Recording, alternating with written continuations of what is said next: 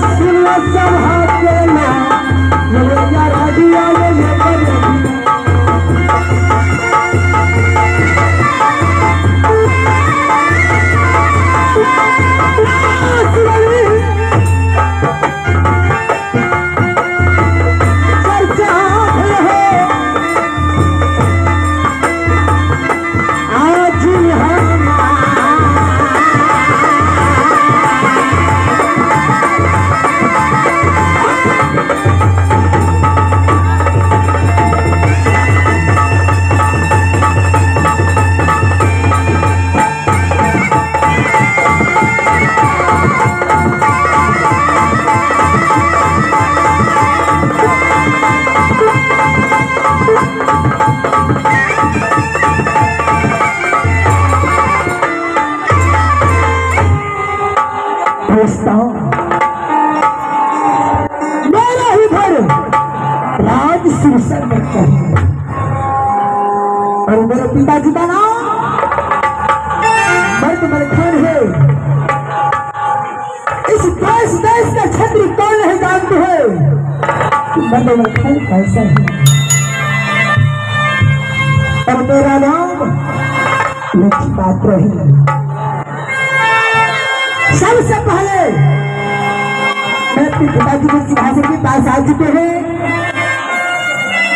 और हाथ जोड़कर प्रणाम करती सबसे पहले जी पिताजी के चरणों में लक्ष्मी पात्रा करती है करना मन से आशीष दिए पिताजी सदा रहो।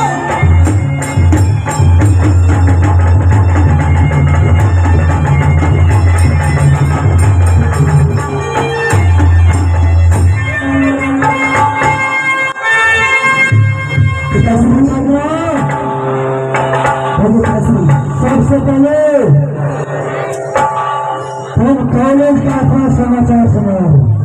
पिताजी मैं कॉलेज में अच्छाई ढंग से पढ़ाई करते थे और अच्छाई ढंग से रहते थे। ईश्वर की कृपा से बहुत आरोही आंखों कुशल समझदार कहने में सुनाइए कैसे रहते हैं। ये राज शिक्षा का समाचार जितने माता मेरे साथी बैठे हुए हैं जान ही उसके चारों की तरह से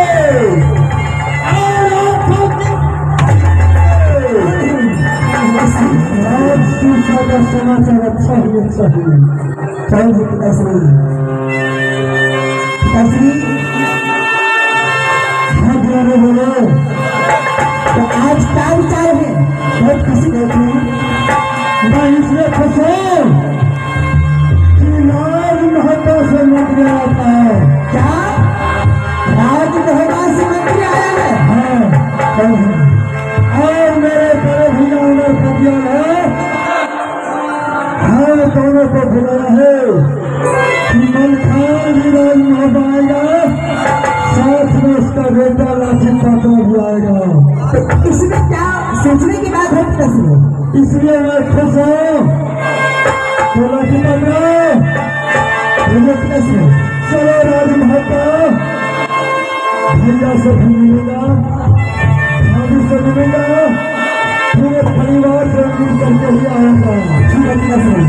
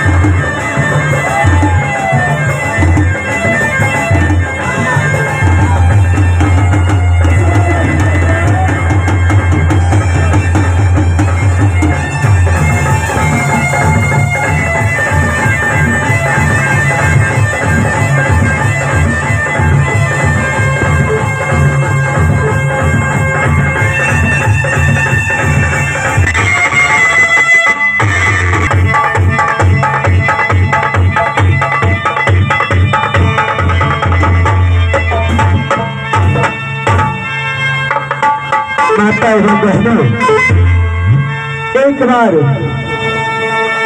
माँ सरस्वती के नाम से